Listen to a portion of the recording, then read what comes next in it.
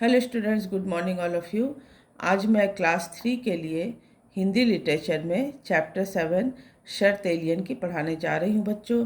तो यह एक नाटक है और इस नाटक में कुछ पात्र हैं। तो सबसे पहले हम लोग इसके पाठ परिचय को जानेंगे कि पाठ परिचय में क्या बताया जा रहा है। तो पाठ परिचय में बताया जा रहा है कि हम जब कहीं जाते हैं तो सबसे पहले हमारा ध्यान वहाँ की साफ़ सफाई पर जाता है।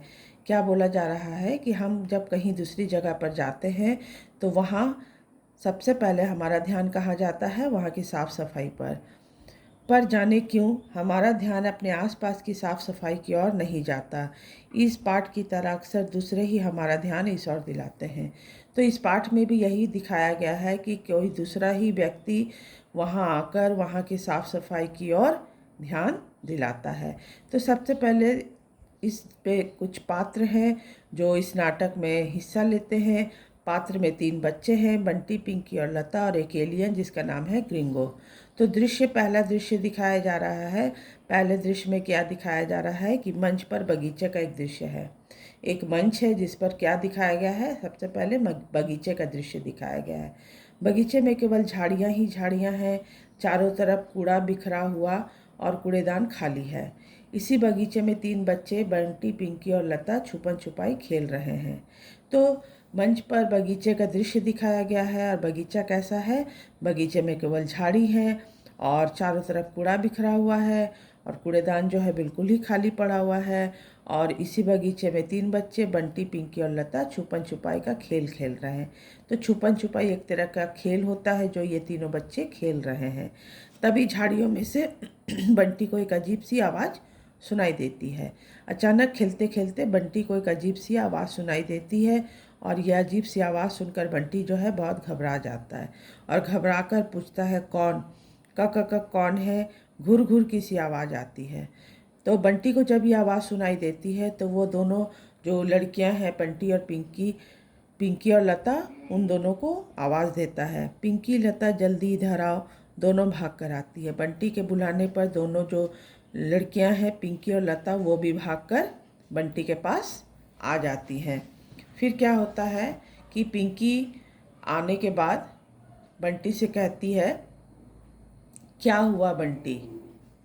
बंटी मुंह पर उंगली रखकर चुप रहने का इशारा करता है। तो पिंकी बंटी से पूछती है कि क्या हुआ है बंटी? तो बंटी क्या करता है कि मुंह पर उंगली रखकर उसे चुप रहने का इशारा करता है। लता बोलती है, बंटी, कहीं तेरा इरादा हमें डराने का तो नहीं है?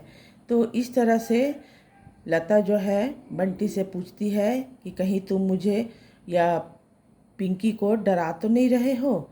बंटी कहता है, तुम्हें किसी के रोने की आवाज़ सुनाई दे रही है? बंटी कहता है कि तुम दोनों को किसी के रोने की आवाज़ सुनाई दे रही है? दोनों बोलती हैं, हाँ सुनाई तो दे रही है। तीनों झाड़ियों की तरफ देखते हैं। अब यह आवाज़ तीनों बच्चों को सुनाई देने लगती है और तीनों बच्चे जो हैं वो उस झाड़ी की तरफ बढ़ते हैं जहाँ से आवाज़ सुनाई दे रही थी। बंटी कहता है, हाँ यह आवाज़ उन झाड़ियों के पीछे से आ रही है। दोनों बोलती हैं, चलो चलकर देखते हैं। अब क्या होता है कि धीरे धीरे तीनों बच्चे जो हैं उस झाड़ी की तरफ बढ़ते हैं जहाँ से आवाज़ आ रही थी। अब दूसरा दृश्य दिखाया गया है। दूसरे दृश्य में क्या दिखाया जा रहा है कि तीनों झाड़ियों की तरफ जाते हैं। वहाँ उन्हें एक झाड़ी के पास नीली रोशनी दिखाई देती है। जैसे ही वे उस झाड़ी के पास पहुँचते हैं, वह नीली रोशनी एक आकृति के रूप में उनके सामने खड़ी हो जाती है। जो तीनों बच्चों जो हैं उन्हें जो आवाज़ सुनाई दे रही थी वह एक झाड़ी के पीछे से आ रही थी और तीनों बच्चे धीरे धीरे करके उस झाड़ी की तरफ बढ़ते हैं और जब वो झाड़ी के पास पहुंचते हैं तो उन्हें एक नीली रोशनी दिखाई देती है। लेकिन जैसे ही वो बिल्कुल ही झाड़ी के नज़दीक पास पहुंच जाते हैं तो वह नीली रोशनी एक आकृति के रूप में उनके सामने आकर खड़ी हो जाती है। उसकी कलाई पर एक गैजेट बंधा है। जो आकृति आकर उनके सामने खड़ी हुई थी, उसकी कलाई पर एक गैजेट बंधा है। गैजेट एक तरह का उपकरण होता है, एक तरह का यंत्र होता है। वह रो रहा है। तीनों डर कर पीछे हट जाते हैं।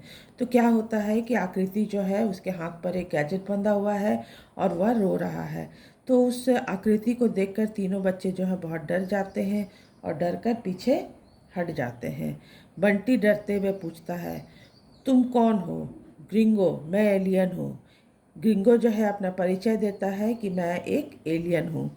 पिंकी पूछती है, तुम रो क्यों रहे हो? लता भी कहती है, तुम सुबकना बंद करो। सुबकना का मतलब होता है हिचकी के साथ रोना। बंटी फिर उससे पूछता है, तुम यहाँ आए कैसे? तुम्हारा नाम क्या है?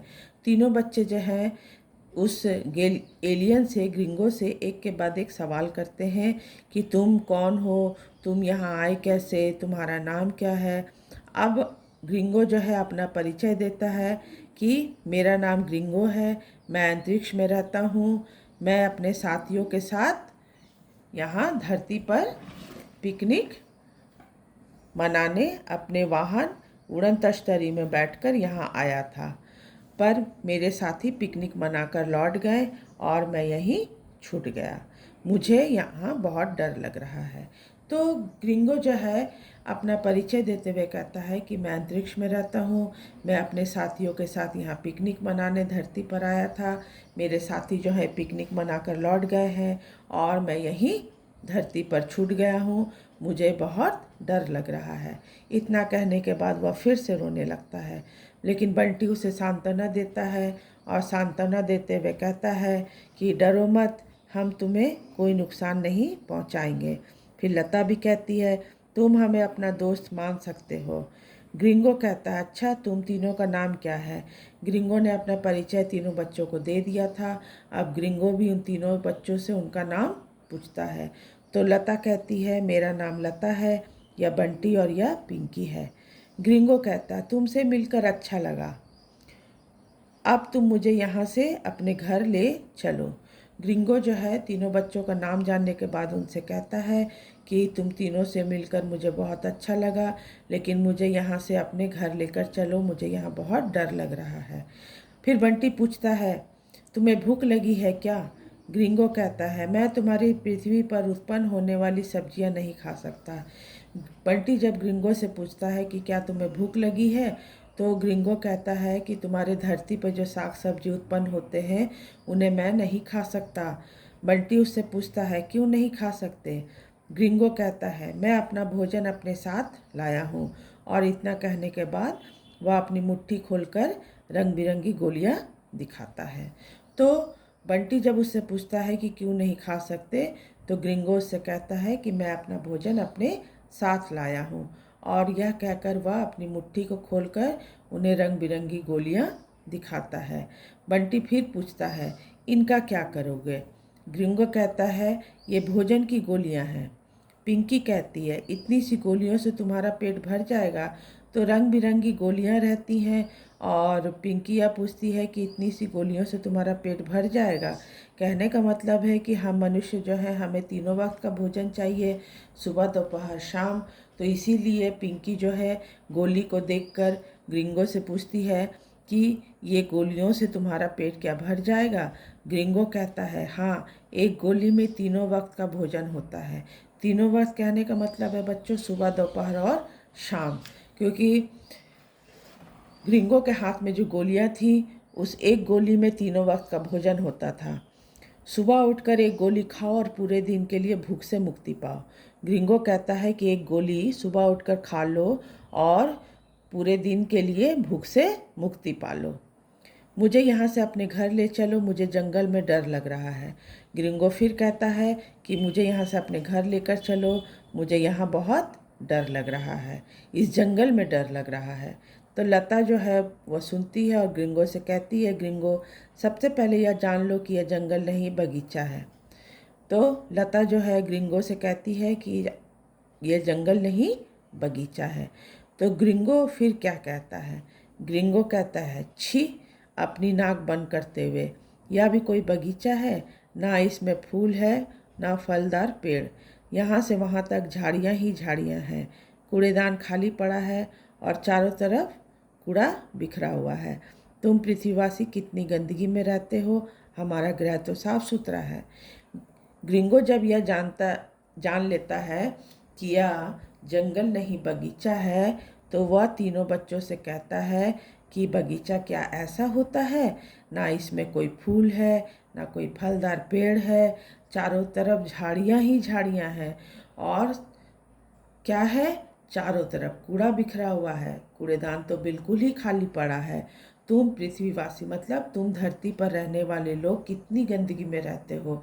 हमारा ग्रह तो बहुत ही साफ सुथरा है। फिर बंटी कहता है, तुम्हारे यहाँ सफाई कर्मचारी बहुत होंगे।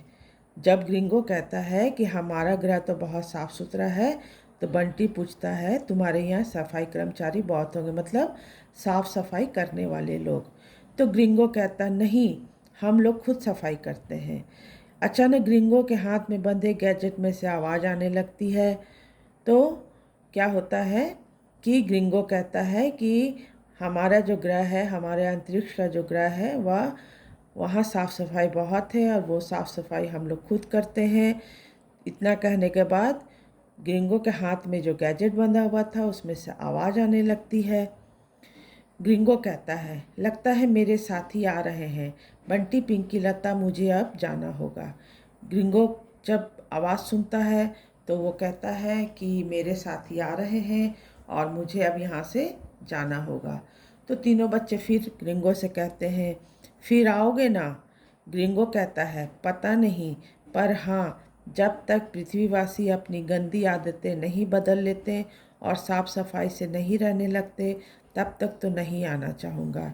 ग्रिंगो जो है वह तीनों बच्चों से कहता है कि इस पृथ्वीवासी मतलब धरती पर रहने वाले जो लोग हैं वो अपनी गंदी आदतों को नहीं बदल लेते हैं और साफ़ सफाई से नहीं रहने लग जाते हैं, तब तक तो मैं वापस नहीं आना चाहूँगा।